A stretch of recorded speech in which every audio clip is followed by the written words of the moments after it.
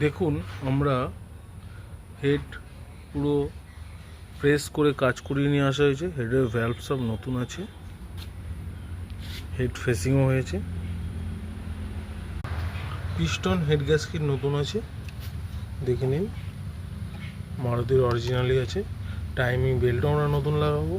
আমরা ট্রাফিকটা ক্লিয়ারেন্স করব। Traffic clearance কীভাবে করছি আমরা সেটাও আপনাদেরকে এই ভিডিওটার মাধ্যমে দেখাবো।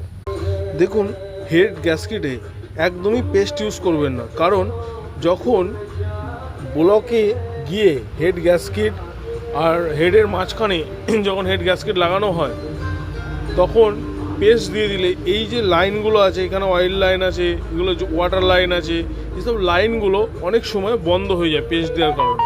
অতএব এই কারণে পেস্ট একদম ইউজ করবেন না, সবসময় অয়েল ইউজ করবেন হেড গ্যাসকেটে। আমরা ইঞ্জিন পুরো কমপ্লিট করে নিয়েছি। দেখুন মোবিল কুলেন্ট দুটো সিল ডাব্বা আছে। আমরা কুলেন্ট ইউজ করি ফিটগার্ডের, দেখে নিন ফিটগার্ডের কুলেন্ট আছে, আর ক্যাস্টরের মোবিল আছে। আমরা সিল খুলে নিচ্ছি মোবিলের। মোবিল এই গাড়ির জন্যই আনা।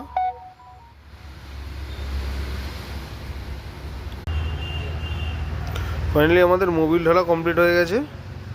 এবার আমরা কুলেন্ট রেডিয়েটরে ঢালবো, ঢেলে তারপর আমরা ইঞ্জিন স্টার্ট করব। দেখুন আমরা কুলেন্ট ঢেলে নিচ্ছি। আমরা একদম ফিটগার্ডের র কুলেন্ট ইউজ করছি গাড়িতে। আমরা পুরোটাই র দেবো, দেখবা আছে। আমরা 3 লিটারই র কুলেন্ট ইউজ করব। দেখুন রেডিয়েটরে একদম কুলেন্ট ফুল, একদম র কুলেন্ট আছে। এখানেও ডাব্বাতেও আমরা র কুলেন্ট ঢেলে নিয়েছি। তো রেডিয়েটরে ক্যাপ লাগিয়ে নেব।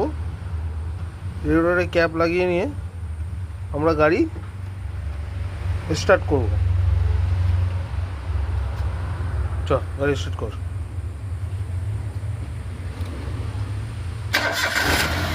দেখেছেন গাড়ি এক সেলফে স্টার্ট। গাড়িতে যে মিসিং করছিল সেটা আমরা দেখবো যে গাড়িতে আর মিসিং করছে নাকি।